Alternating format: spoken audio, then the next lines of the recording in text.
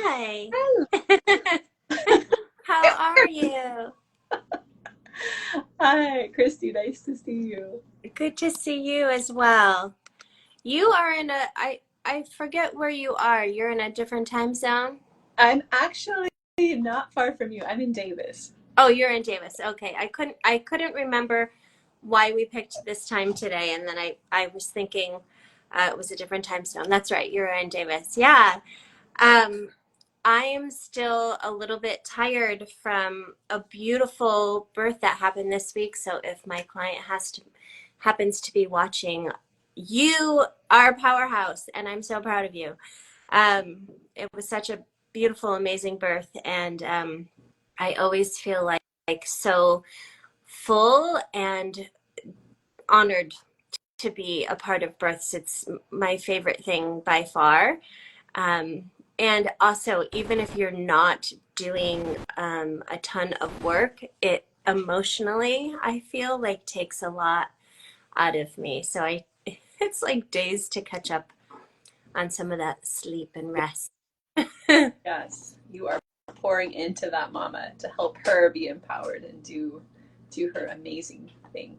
So, Yeah, and this mama happened to do the majority of it on her own, unexpectedly, but oh, it was wow. really something. It was really fabulous. So as we wait for people to come on, we'll send a copy of this out, and we can edit out the first waiting part of it, um, and just have us start here with the introduction. So I'm just looking at the questions. I got a chance to read through most of your Oh book, my um, which gosh. I I just kept dabbling and going more and more into it. So I'm really excited to talk about that. But let's just start with an introduction with your background. I know that you have over 20 years of experience in women's health, and you just bring a lot to the plate. So just give us a little bio about yourself.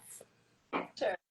Well, I've been a women's health nurse practitioner for about 16 years.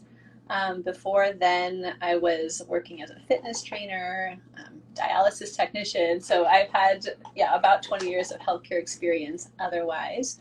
And I've always just been amazed at women, how strong they are, what their bodies are able to do. And women go through so many different life transitions, and that always intrigued me. And so working in OBGYN is what I've been doing for the past 16 years, basically taking care of women from, well, teens to geriatrics, doing OB and gynecological care. And then I've been writing a book along the way. And now I'm launching also into pregnancy, motherhood, focus coaching, and starting some women's circles in my area. Yeah, which I am thrilled about. I actually just saw your post today, so I want to hear a little bit about that. I I am also a big, oh, I just love hosting women's circles. And sorry, I'm trying to get the comments to come so I can see your face a little better. Um, I really love the power of gathering together as women, and what that really ignites in people. So tell me a little bit about that circle, because I saw it today on your Yeah. Instagram. Well, I finally posted it, which is great. I've been trying to figure out the logistics. But basically, these circles are about a small group of women coming together, maybe 10. So it's an intimate setting where we're circling around a theme. Right now, I'm going to start off with motherhood. In the fall, there'll also be pregnancy focused ones. And I feel like storytelling and sharing is just so powerful. There's a lot of healing that comes from sharing our stories. There's a lot of wisdom that we can capture from each other hearing those stories. So the circle is focused on sharing our stories around a theme and not trying to change one another, but being with what is. And then there'll be different activities or practices related to the theme. Okay.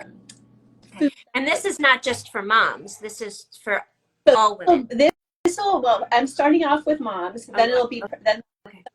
focus ones, and then over time I might expand to other themes. Like I see a lot of perimenopausal women in clinic. I feel like if we could have a circle around Sure. that theme, that would be powerful. Yeah. So we'll see where it goes, but I'm starting with pregnancy and motherhood. Yeah. Yeah. I love it. I feel like um, the one thing that we have missing the most, we're very transient here in America. And I feel like we're missing that community, that village that a lot of other countries tend to have a little bit more, where families stay together and they have the support of lines of family. There, many generations are there to help support. And since I've moved here to California, I'm originally from upstate New York. Um, I mean, I've been here maybe 24 years now. Oh gosh, I can't remember if it's 24 or 25, but A regardless, long um, a long time. And you have to work really hard at building your community. And I love my community. I love all of my chosen family that I have, but it is a lot of work to consistently have the support when it's not built in. And when we can have gatherings like that, when we are able to story tell and share so that you feel very seen and validated, there's nothing like that. I feel it's really invaluable as a mother in particular. Yeah, I completely agree. Yeah, the revillaging is a huge part of it. And also being real about motherhood, right? Because Right. so many things the world tells us of what it is or what it should be and all the myths.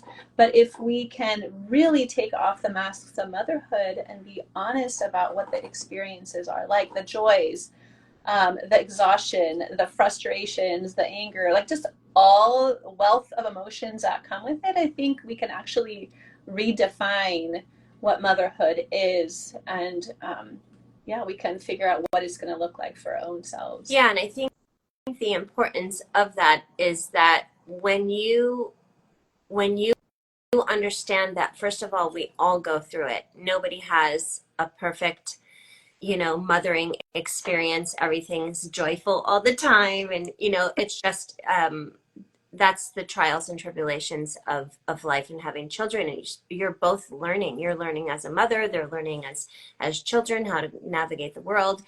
But when you are real with other mothers about it, I feel like it takes some of the pressures off and you're able to say it's okay to have both joy and grief and anger and frustration. It's all there at the table together.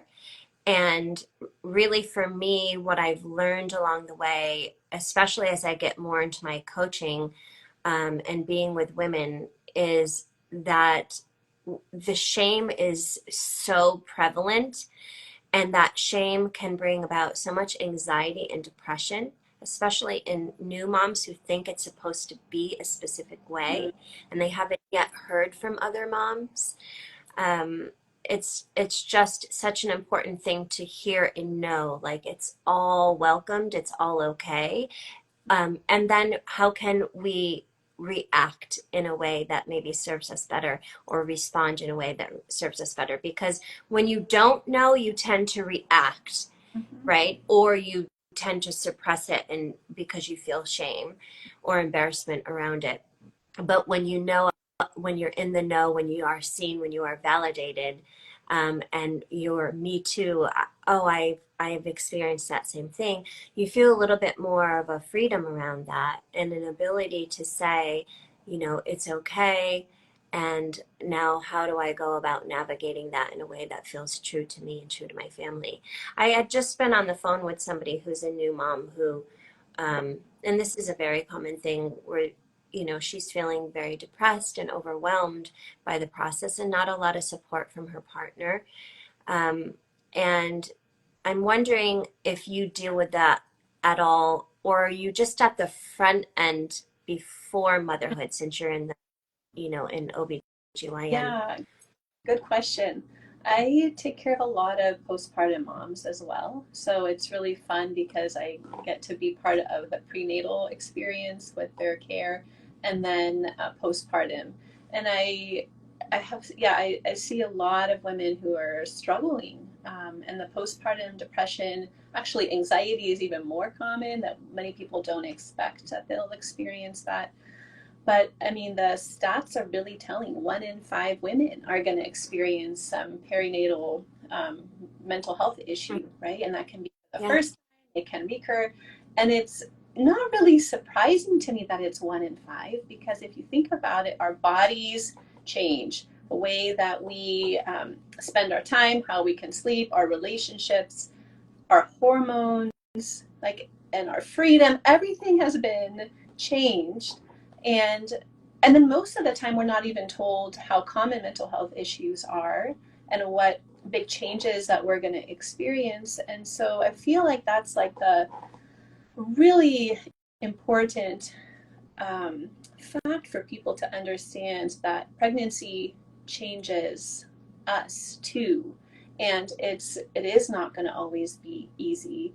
And so yeah, we see a lot of women with those different issues, and how we address it sometimes can be like, how do we get more support for you? How do we make sure that we evaluate what realistic expectations are for different seasons of our lives?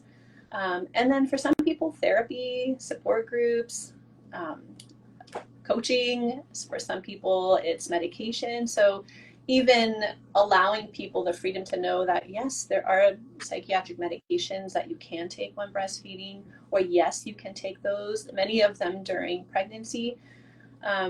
That can be really freeing for people to hear. Like, the biggest gift a woman can be for her child and her family is herself. And if she's doing well, then that's the biggest gift. I mean, breastfeeding is great, but breastfeeding is not the all in all. And so having realistic expectations of like, what is the most important thing? It's for mom to be well, and partner to be well. And so it's yeah, so important to focus on that. Yeah, I feel sad around that a lot when I talk with people, just to see how prevalent it is that we don't realize in our country, but everywhere. And we just, our healthcare system, I think, is a little bit harder. And unfortunately, we don't always have the support that's needed um, for women. But when we start to really figure out how prevalent it is that women are struggling, a lot of that is what's happening not just in our healthcare system, but what's happening for child support. Where is the child care support needs being met? And how are we helping these moms to navigate physically afterwards? Because so much, like you had said, hormonally changes, but like, it's not just like, oh, your hormones, maybe a little off. It's like you may feel like a totally different person and not know, what to do with those feelings, not know how to get back to yourself. And unfortunately, a lot of, and I don't know if you find this too, Davis, I feel like is, you're in a very progressive area, and not all areas are so. But what I find a lot is there's not, and as a nutritionist, I say this, there's not a lot of support nutritionally, which that really, I'm so blown away by that, because the one thing that we can do, right, that changes so much is what we're putting into our body. And it seems to not really be a factor when people are talking about how we can change things. And that's one of the ways that I love to be able to swoop in and help people is, well, let's look at what's happening for you nutritionally, and let's see how we can address some of these things there first. And because a lot of it too starts in the gut. And Mm-hmm. as soon as we start to really, Yes. get into those pieces of how your gut has been affected through the pregnancy and the delivery and then afterwards, and are you being fed well, literally, um, and and then holding the sacredness of sleep and understanding, you know, how important it is to find support around that. And then also understanding the connection piece. That's why I was so happy to see your post today on the gathering, because really without that, if you're navigating alone, um, I feel it's almost impossible to do well. You I, know, there's no way to really feel, um, yeah, just fully supported and able, especially if you have several children. I know by the time I had my third child, you know, I really needed community and support around me. now they've outnumbered you. Now Yeah, it's like they really need help. totally outnumbered me. And when you are breastfeeding on top of it, I mean, I had breastfed my first two until they were 2 years old, and then my last until he was four. And so you are literally exhausted, you know, by nourishing another being. And I don't even know if that plays in for some people, if they're understanding, you know, what that takes to do that. And even if you're bottle feeding, it's just the sheer exhaustion of all the decision making as a mother, the space that you need to hold, the things you have to think about, both being present and future. Like there's just so much, you know, for us to put together. And yeah, I'm trying to be in this space here with my mamas where they know that they can have somebody to come to and talk to and have support around. And for a very long time, and still I continue to do that, you know, as Seva, as more of a free offering for people, because I believe every mother needs support.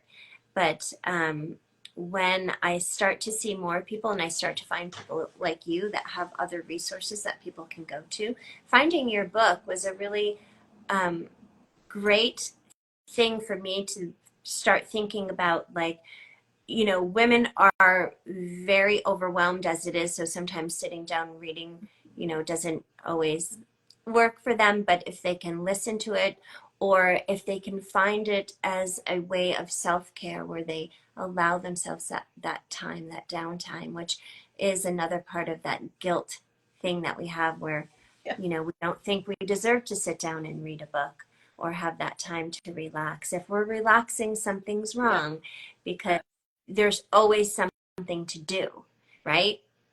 So, when you deal with mamas postpartum, what do you think is the top thing that you see working well that you're able to help them with?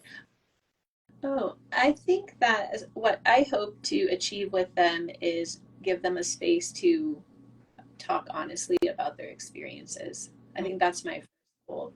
And for them to even just hear themselves. Then really prioritizing their own self care and trying to change the general understanding that mom comes last. Yeah.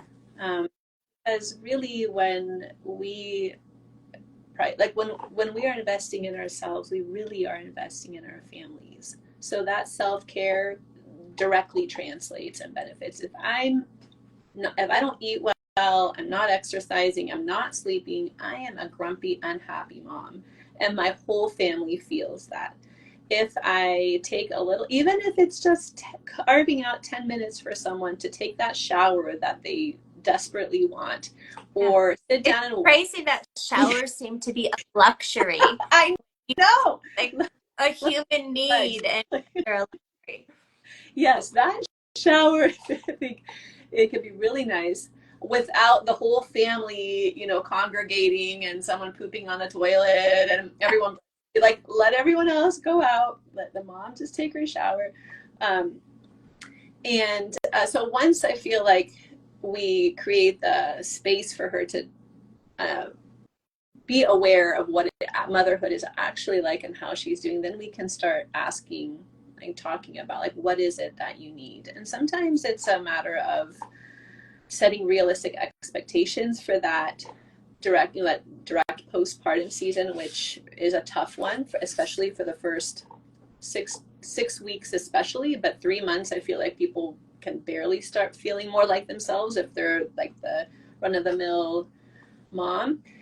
So my hope is that when we connect, we can come up with ways to support her and really pour into her self-care. And like you mentioned, the sleep and eating is huge. It's like the top of my list. So really making sure that we come up with a way for the mom to get at least 4 to 5 hours of sleep at night, or at least a few times a week if we can't do it every single night. Mm-hmm. And hydrating and eating. So many moms will forget to drink, and then their anxiety goes up because they're dehydrated. Yeah. And they're eating like 2 meals or 1 meal a day. They completely have forgotten about themselves because they're in crisis mode trying to keep this new little human alive. So I try to remind them, like, whatever your baby is fed in whatever way, that's the time to give yourself a snack. So make a snack drawer, put in some granola bars, have some yogurt, have some things that you can easily eat with protein so that you can have some energy to get through this. Yeah. It's such a simplistic thing, right? But when you are in the midst of it, sometimes you can't even grab onto that to think, what should I be doing for myself in this moment? And the other thing is we've been taught for so long that we're supposed to put everybody else first. And one of the things that I have realized with my 3 boys is they see me, right? So if they see me not taking care of myself, then they realize that I'm not as important. 1, and 2, it doesn't teach them how to take care of themselves because I'm doing all the work for them. So I think it, really works against us and does not work for our children. The more that we can zero in on showing them how it is that we take care of ourselves, and they can become a part of some of that in some way. When my children were little, they would come around and they would clean with me, and if I was putting on a mask on my face, I'd put one on their face. It's little tiny things that you just infuse in them how important it is, because when you start to not take care of yourself and that becomes a habit, it's so much harder to climb out of it and become regular at doing it. And then by that point, you can be sick, you can have autoimmune issues, you can have so many things start to spiral, and the habits then have been formed where then you have to feel like you're starting from scratch all over again. So I think that's really huge. I love that the first thing you said, though, was that you are validating them. You're really hearing them and allowing them to hear themselves speak, because sometimes it's just saying it out loud, what you're going through, that you are having a hard time, or we're afraid to say sometimes that we don't like our family, or we're not liking what we're in, yeah. Or we feel the need to always preface it with, I love my family or my partner, or, I absolutely love being a mother. And I'm like, yes, that is understood, but it's also okay for you to be like, I'm not liking anything. Yes. And this really feels awful. And I feel stuck, or I feel sad, or I feel depressed, or I'm just not enjoying the process, or even I'm not bonding with baby. That is a really hard piece for women to say out loud. And then to understand, like, all of these ways that we feel, not only are they okay, but they're most likely temporary too. So understanding that you're not always going to feel this way. So the sooner we start to talk about them, we can start to work through them and shift, the narrative that you are in and experiencing. So I love that you're doing that with women.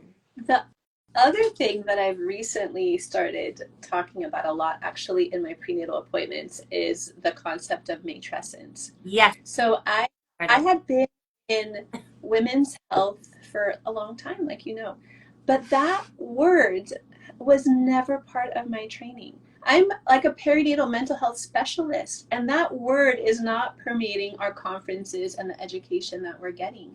But matrescence is a mother becoming developmental stage. So that was coined by an anthropologist, Dana Raphael, in the 1970s.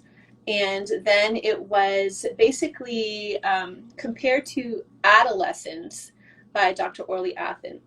She's a psychologist at Columbia University.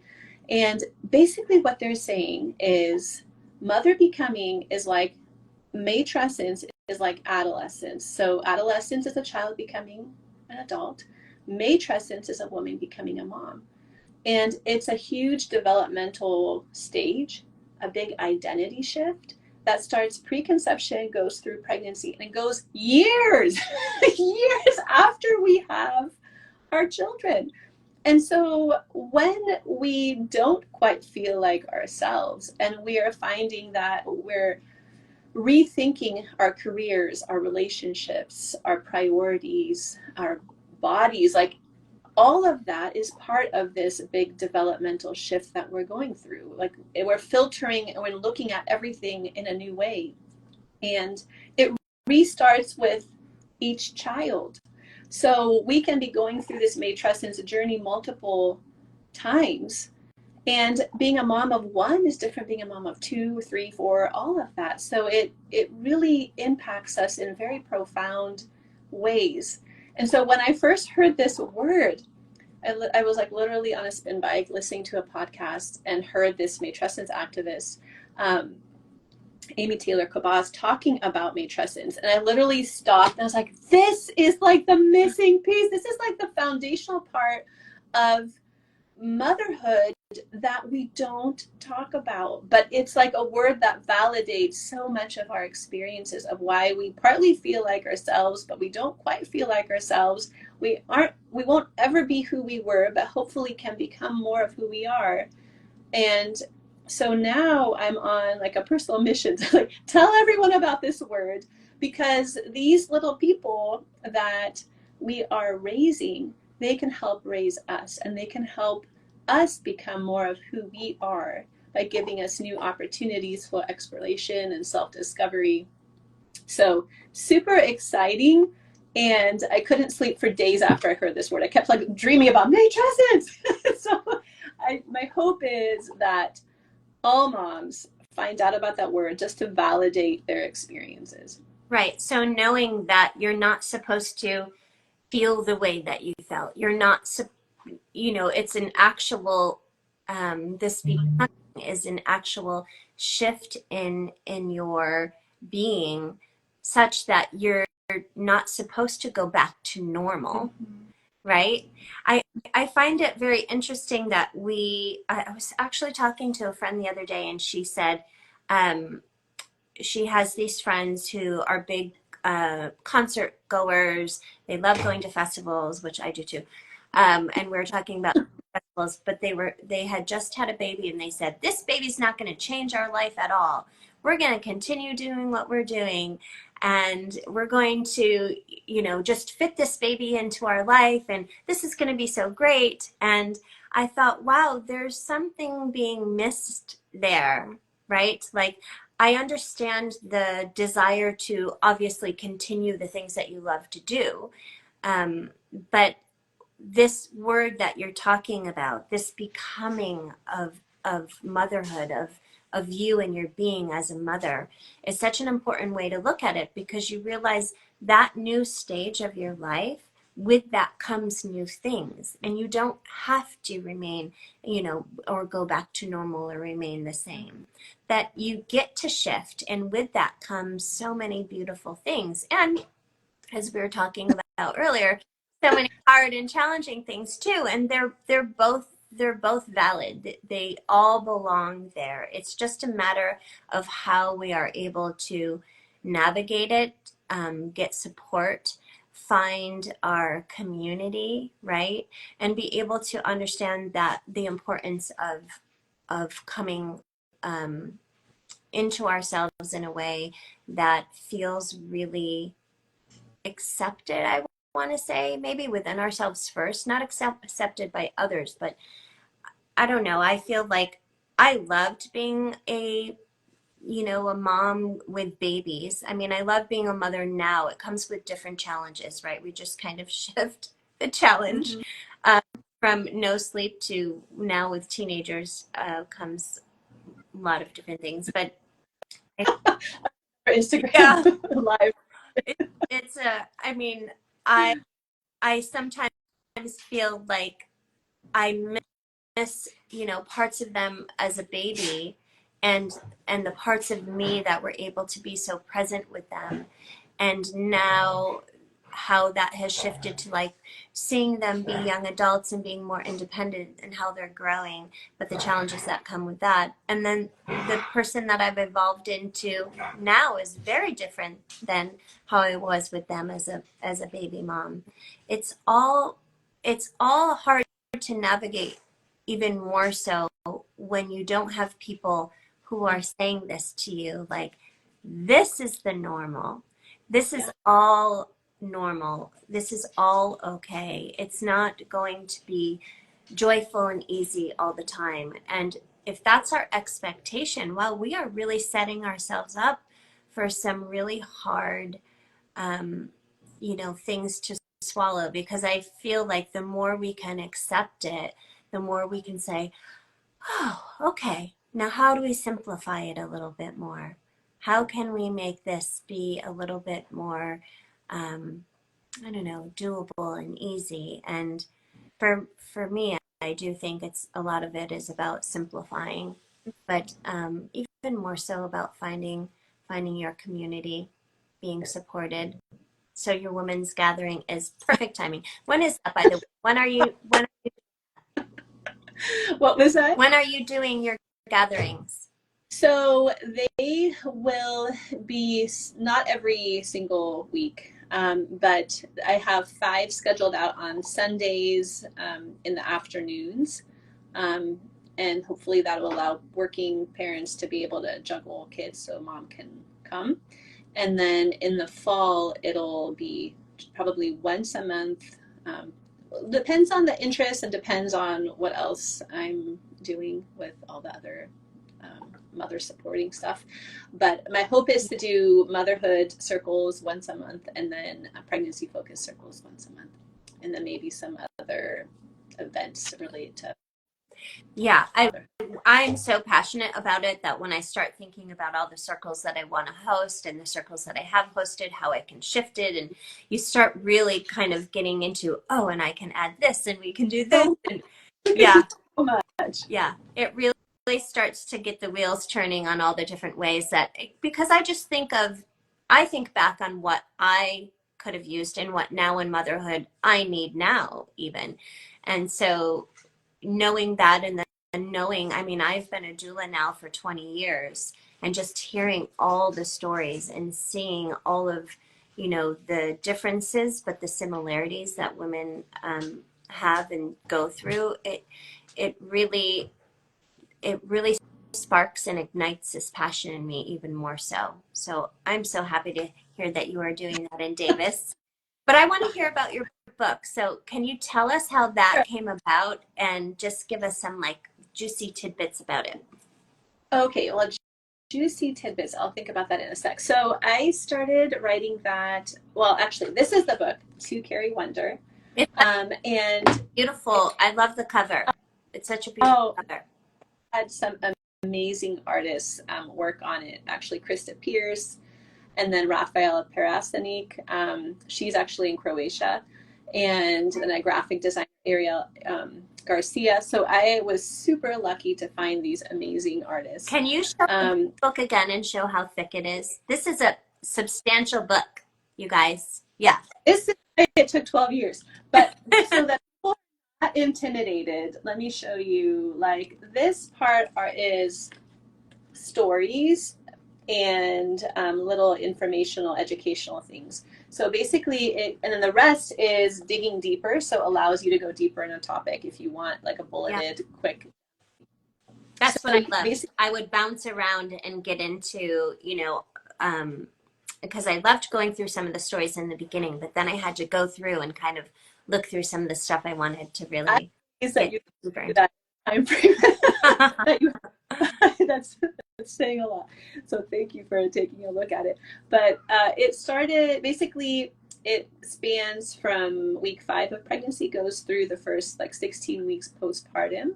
And every week there's 2 stories and then some kind of an educational topic on it. So it could be that like one story is about how my body is changing and I'm having a hard time watching some of those changes. And then like the educational piece of let's talk about it would be about body image in pregnancy and postpartum. So that's kind of how it's set up. And then in the back, there would be an example of like, well, what is your relationship with your body? And there's like a litmus test and then different resources of where to go if you're finding that you're struggling. So that's kind of how it's set up.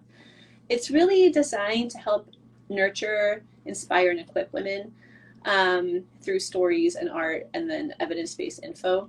I started writing it when I was pregnant with my first child, and she is now 12.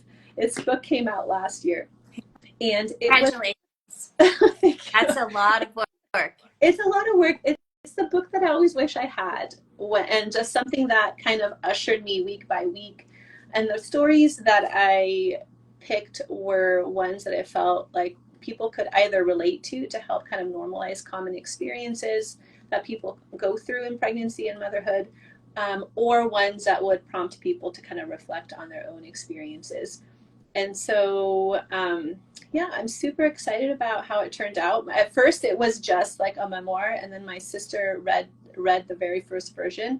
She's like, but Meshi, you're a nurse practitioner. Shouldn't you have like education in there? Because like nurses were like big on like empowering and educating people about different topics and their bodies and their wellness, and it's all about holistic care. And so I thought for a moment about what she said, and I was like, you're right. I should probably have some of that. And slowly over the years, as I've grown as a clinician and as a mom, I eventually ended up putting like an educational topic in every week because there's so much.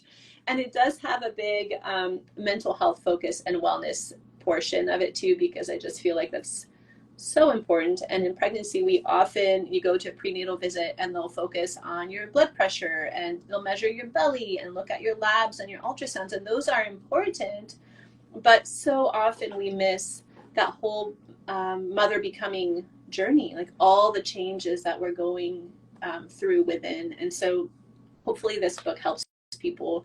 Well, it's the most important piece actually that I took from what I had read was, and in fact, in the beginning, you had a line about that that I highlighted in my own head.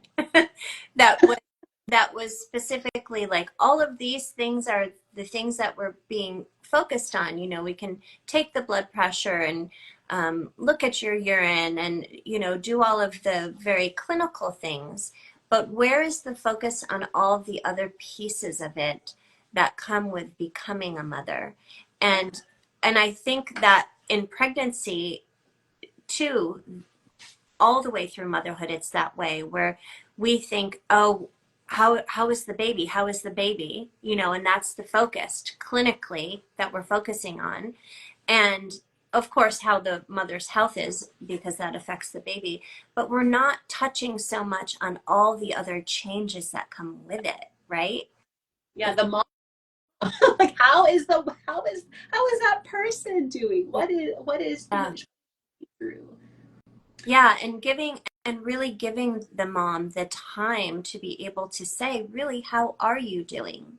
You know, yeah. And I think I've told this story before, but when I was a mom, I think I had 2. I was pregnant with my third, and I was at my first son's school. And there were all of these moms that we see each other in the morning, you know, after drop off, and we'd all kind of hang out. We had this beautiful garden, and I was one of the people in charge of our school garden. And we would all kind of hang out and talk and just get to know each other and kind of support each other. But it was, you know, in the beginning, it was just very much, you know, casual conversation. And as the year went on, we started to know each other more. And I hadn't seen this one mom, I don't know, for weeks, for a long time. I'm not sure why that was at the moment. It was a long time ago, but we had run into each other in the garden one morning, and I was like, wow, it's so good to see you. And she, you know, returned, and we were hugging, and she said, so how are you? And I had looked at her and said, how I was.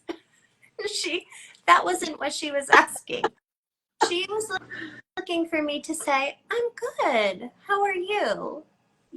But when you're a mom and you have more than one, or even just one child, when you are dealing it with motherhood and all the things that come with it, and sometimes you're just in a space where you just need to say really how you are and what's happening. And it became very clear to me in that moment that that wasn't acceptable, and at least with this person. And so I just want to say to other moms, like, that is what you are supposed to do. You're supposed to share how you are. You should be able to say what's really going. And if someone's giving you a sideways look, they're not your people. Jump to the next person. Find the people that are going to ask and look at you and be really truly present and be like, I want to hear all of it, and you're not crazy. Right. And what you're feeling is, maybe I have felt some of it and I haven't wanted to share it.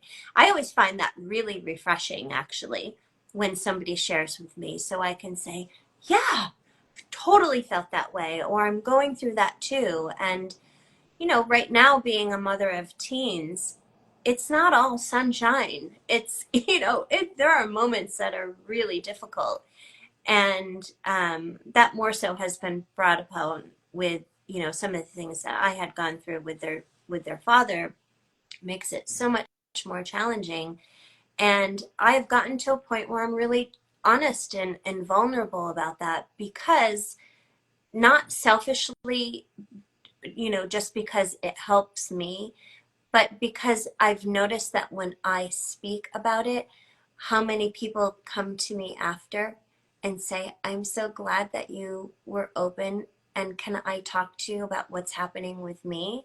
And I'm always like, yes, you can, because we need we need to know we're not alone in this process. And yes, we want to enjoy how wonderful and beautiful our children are and all the great things that go with it, but that doesn't negate, you know, they, they don't negate each other out. You can have both, and it's so important to be able to say that. So I do love that you start off with that, because I think it's an important thing to realize as you're moving into motherhood, or even if you're a seasoned mom and you have yet to hear that from someone, that, hey, you matter, and let's talk about you, and let's figure out how we can support you and find ways to make maybe things a little easier and allow you to really feel like you're being seen, and that you're worthy of being taken care of too, and taking that time for yourself. And that alone, I mean, just finding, the strength in the navigation of how to find the time for yourself, um, outside of, like we were talking about, where we infuse it throughout the day with our kids, we also need the time away, right? Yes, definitely. Yeah. Yeah. How old are your children? So 8, 10, and 12. 8, 10, and 12. Yeah. Those Yeah. those are It, some good ages. And this is the last week of school for you as well. we finished. Oh, you We finished did? last week. So last week was crazy, and all the sixth graders going on to middle school, and so had our first, we had in Davis, we have an all city dance for the sixth graders. So all Oh, the sixth wow. file into one big building with really loud music, and then you pick them up 2.5 hours later, and it was, eye-opening for her, and it was just like she was ready to go to that dance, and ran off with her friends, gave me one big hug before, and it was like, I think me and a bunch of other moms and dads were just like a little teary, like, I can't believe they're at this age where they're ready to be a little bit more independent. And I guess that is the goal, but it was, I think every stage of motherhood surprises us in some way, and sometimes it just kind of creeps up on us. We're like, wow, this is like a big milestone for them. And we were just racing around all day for their promotion ceremony, and now here I'm watching her run off to a dance, and I wasn't expecting to be emotional about that, but it's like a big Yeah. deal. So I was just listening to another coach recently talk about this. Oh, I wish actually she's a doctor, but she coaches parents on how to come into parenthood in a way that really is more balanced and respectful with your relationship with your children instead of always being the dictator of things. And she was talking about this, and she was saying how important it is to recognize that with these milestones can come grief, especially for the primary caretaker, which tends to be the mom most of the time. But for that primary caretaker, when your children, of course, the goal is to allow them to come very self-secure into their independence and be able to go off on their own on some level. But with that comes grief. You've spent so many years tied to each other and really honing in on the skill of motherhood and engaging them and being so present for everything. And even though you want them to be able to go do that, there is a grief of some sort that comes with those stages. And I think I've felt that a lot. My oldest is 18; he'll be 19 this year, which is crazy.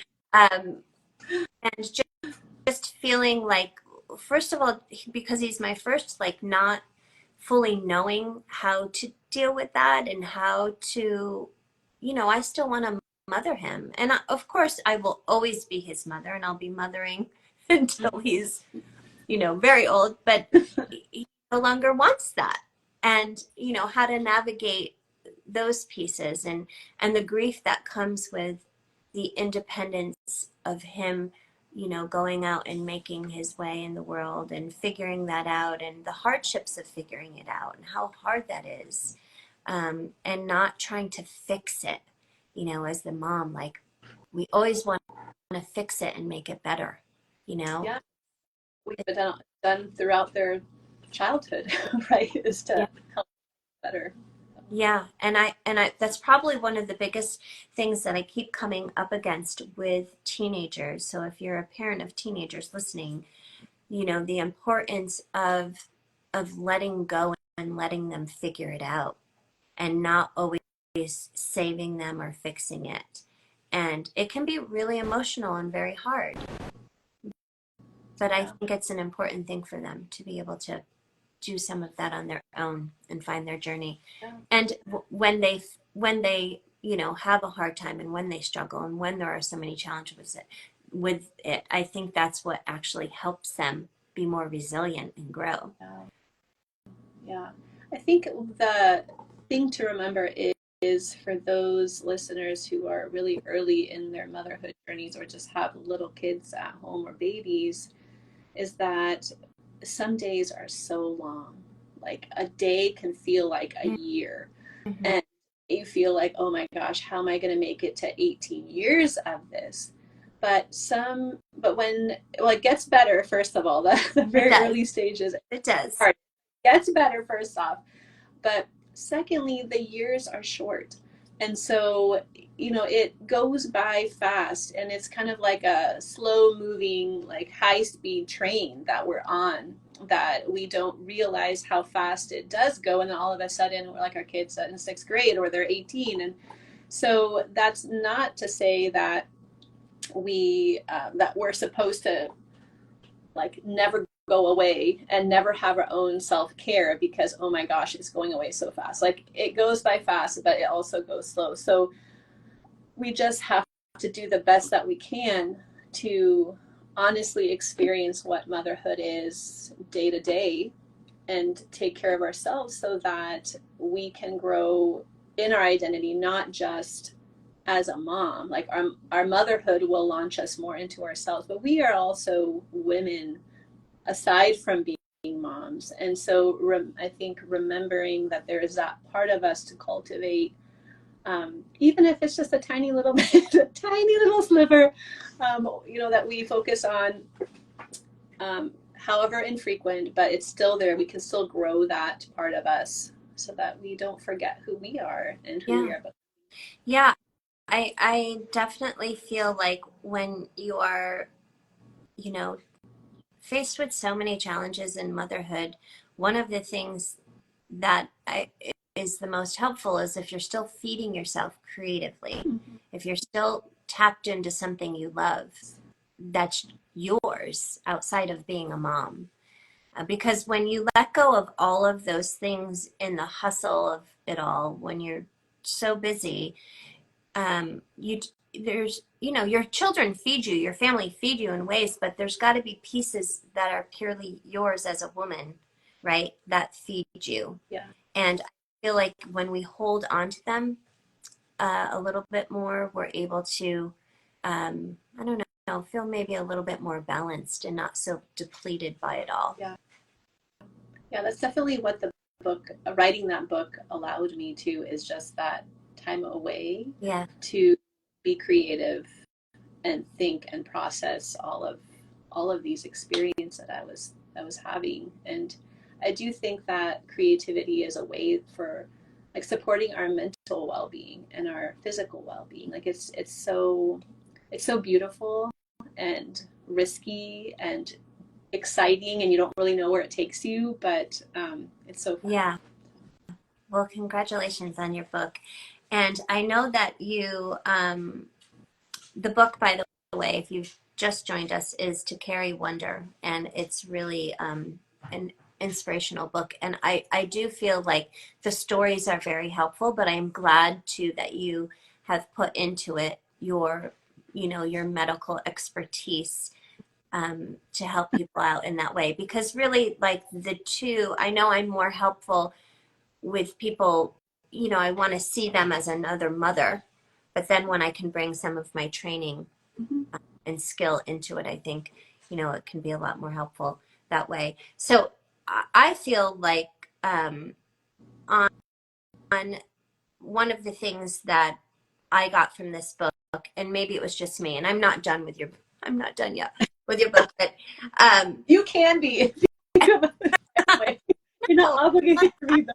I'm really enjoying it actually because for me, still being a doula, working with new moms, and then having, being a teen mom for myself, like it's nice to be in both worlds. And then your book kind of summarizes a lot of, a lot of that journey. But I'm wondering, how do you envision that? Empowering mothers to embrace their unique journey, right? The journey that they are going through, that even though we have similarities to each other, but it is ours uniquely. Um, how do you envision being able to help them, or what would you say would be the most helpful? I mean, there's not one thing, but to help them feel more fulfilled in motherhood. Because when, like we're talking about that you want to still be tapped into some of your things and creatively. There are the majority of mothers that I see where we're just running all day long. There's no break. Yeah. And, I don't, some people are under the assumption that when they're at school, you have a break. I don't know who those people are and why they would think that. But there's no break, people. Um, Newsflash. yeah, newsflash, they're never ending everything. And the amount of details you have to be in charge of and consider and take care of, it's huge. So,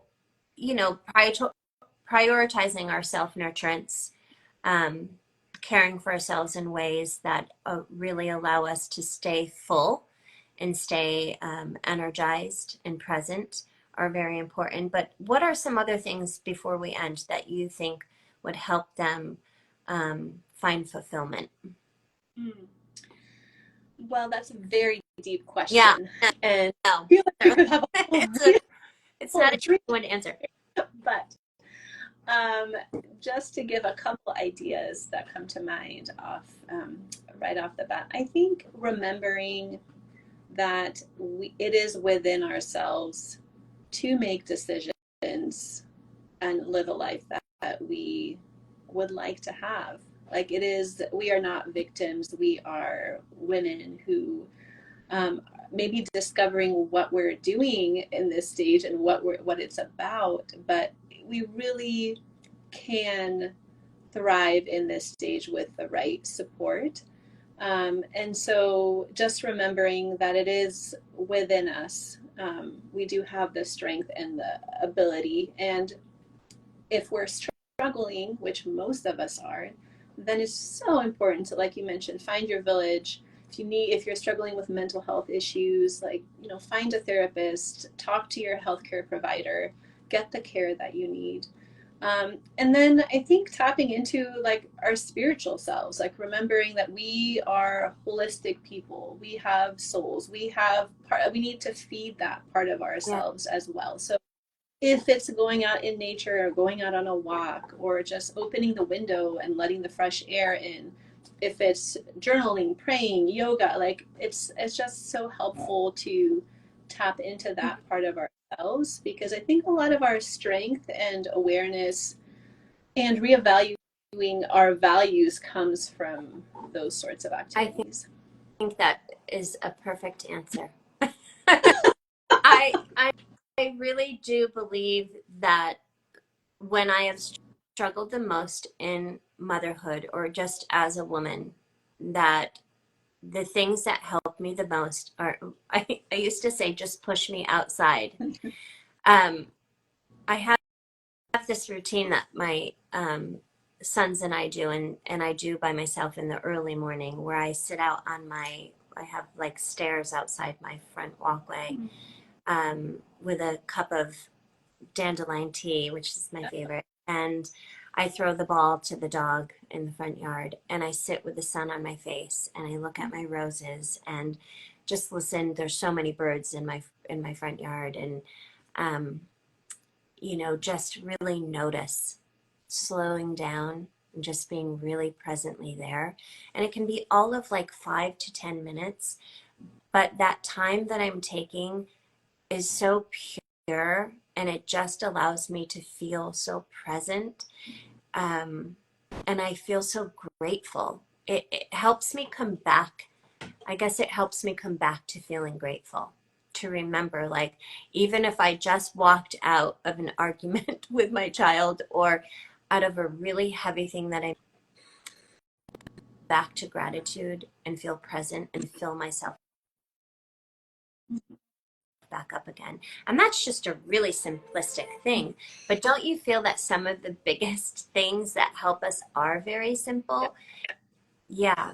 I mean, I'm just looking out at my balcony right now. I have all these fruit trees that come up to the second story. There's an apricot tree and a fig tree and a plum tree right here. And just being able to feel the breeze come in and look out at my trees, it's very much a slowing down and being present. And it does feel somewhat very spiritual when you tune in that way, because you're able to tap into source, within yourself, and you're able to just, reflect inward a little bit to be able to reset your nervous system. At least for me, I feel it's a big help.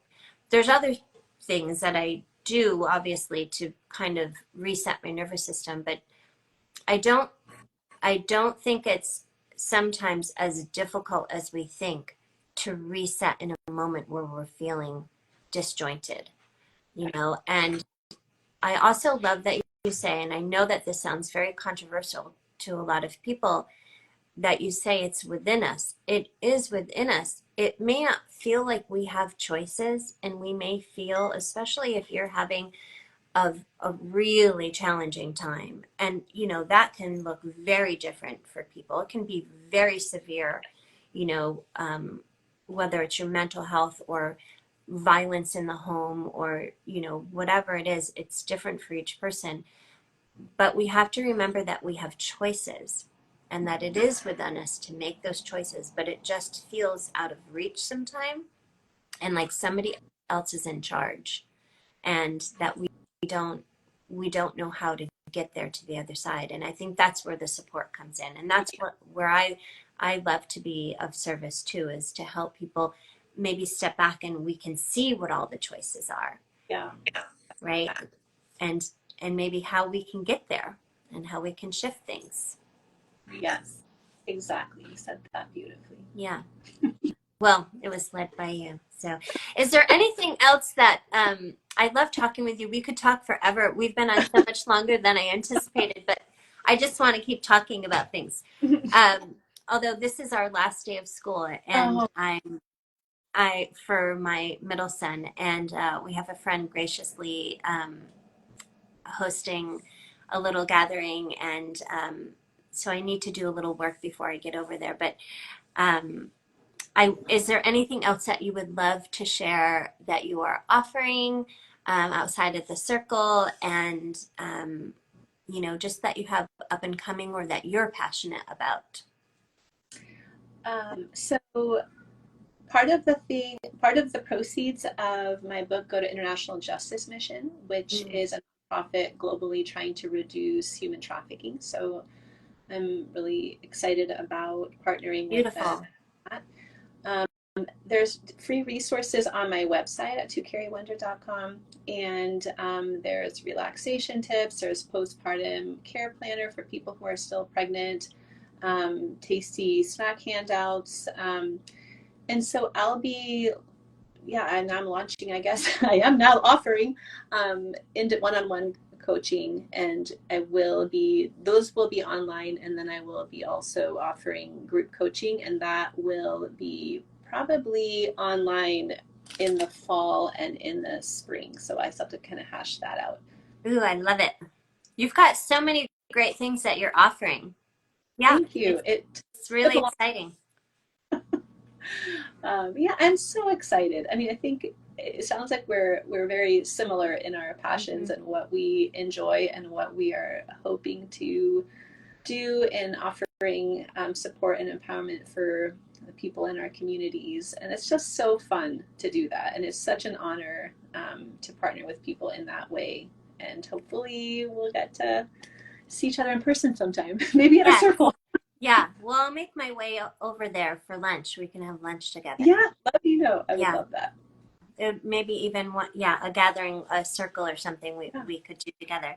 Yes. I think it's important work that you're doing. I know sometimes it doesn't feel like work, because it is an honor to, be a part of women's journeys. And it's such an important piece of the puzzle to have women like you be not only there to support, but a sounding board to know that, oh, there's other people going through what I'm going through, or you've gone through it and you've got to the other side, which that is so helpful. And I know for me, when I've gone through my hardest things, I've had people come into my life unexpectedly who had gone through what I've gone through and were on the other side. And it was probably one of the most helpful things for me to know, like, oh, okay, I'm going to get through this. And Possible. it's It is. possible. Yeah. And this is what it looks like, to be on the other side of it. And yeah, and just remembering that it's ever changing and temporary, and there's a lot of beauty that comes along with the struggle. So thank you for your offerings and for your book. I'm excited to get through more, because there were some really good chapters, and toward the end, that end piece that I didn't get a chance to get through. So Thanks for taking a look at it. I'm very grateful for that. And yeah, you feel no pressure, but you can jump around in the book. So if someone's, is 15 weeks pregnant or 28, you can just kind of pick up where you're at and read stuff that yeah, interests and you. So that's very helpful. Because you have the whole span that you've gone through into postpartum. How did you come up with the name, by the way? it took a long Yeah, time, and I feel a like that's lot, a hard one. lot of renditions. Really wanted to capture the wonder portion of things, but then there's other titles that have it. So surveyed a bunch of my friends and played around with ideas with my editor, and then eventually my wonderful editor Rachel Richardson helped me come up with the titles. So it's wanted to capture the fact that there's wonder growing within, but also having the mindset of having that mindset of wonder of what is to come. So Yeah, that's beautiful. I love thank it. you. Yeah. Thank you. Thank you for your time, and all the listeners. I really appreciate it. Yeah, it was really fun. I'm so glad that we got to do this. But Yeah, let's touch base I would soon love and figure that. Good. something out. Thank Have a lovely summer with your children, you. and I hope I hope you get some wonderful time for yourself as well. You too. Take care. Okay, take care. Thank you. Bye, everybody. Bye.